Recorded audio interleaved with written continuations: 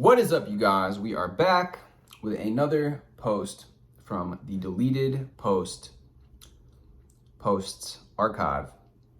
From the Neville subreddit, this one is called How Mental Diets Have Changed My Life by Etheric Assassin. First of all, the success begins when you begin to feel a shift inside of you. When your mind begins shifting on its own out of habit without you trying as hard, that is how you know you are shifting. When you tell that victim mentality or anything you see in your old world that you don't like it to F off, that is when you know that you are doing yourself a huge favor by no longer condoning a victim mentality or blaming anything. And when you are kinder to yourself and you just feel happier and need not a reason, you know you are naturally becoming a more positive person. You don't want to listen to negative music. You don't want to tolerate the old reality anymore. You know you deserve the best. You might even feel really angry for a while.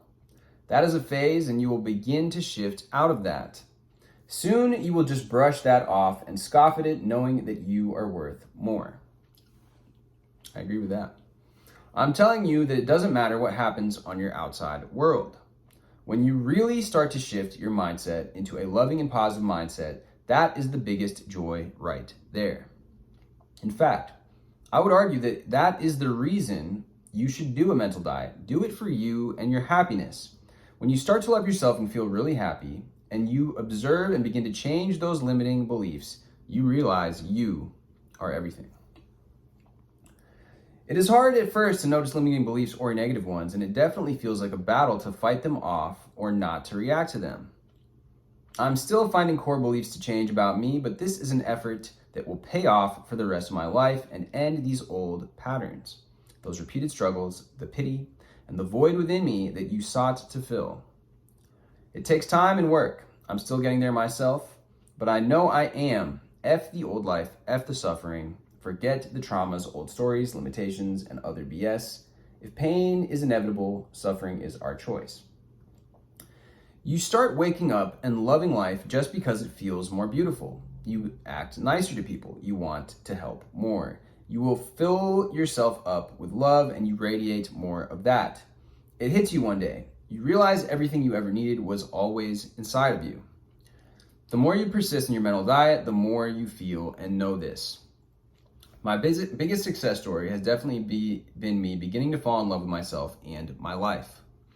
Because of this, I know my life is blessed and will be even more so in all areas. Considering where I was several months ago, on the verge of ending it all multiple times, having many breakdowns, hating life itself, I can say now I smile for no reason at all. Smiling, that is huge for me. This comes from someone who used to never smile in public and always wore a stoic face like some dramatic, cliche, depressed movie character. But I was doing the best with what I knew back then as well. I am not him any longer. I am sure most people who succeed in this sub will say self-love helps them tremendously. I know it sounds cliche. You might be sick of hearing it, but this is what most of my mental diet is about. People might excuse that you do not need it, but why would you not want to love yourself? Why would you not want to feel worthy? When you don't love yourself or feel worthy and have all this other baggage, even if you do have things you love, you just end up wearing it all away or beat yourself up every time you make a mistake or hurt someone. From an everyone is you pushed out perspective, wouldn't you want people to see you in a good light? Then, see yourself as that way, because I can attest to this. It makes a change. It seems daunting to focus mainly on yourself, especially if you are wanting to be with someone. But what if this happens before I love myself? What if I'm too busy with self-love and not enough for them? Erase that. It's just noise. Ask yourself, why would you think or fear that, and then replace it? Continue focusing on you. Still, if you face doubts, go into the mental diet with the mindset that even if nothing changes, at the very least, you have changed and become a happier person. When you're happy and fulfilled, nothing can ever bring you down for long. There is also a difference between being kind and humble and being self-loathing. I'm figuring out exactly what I want in order to be clear about it. I didn't realize how important this was. But if you are fickle, so too will your life be.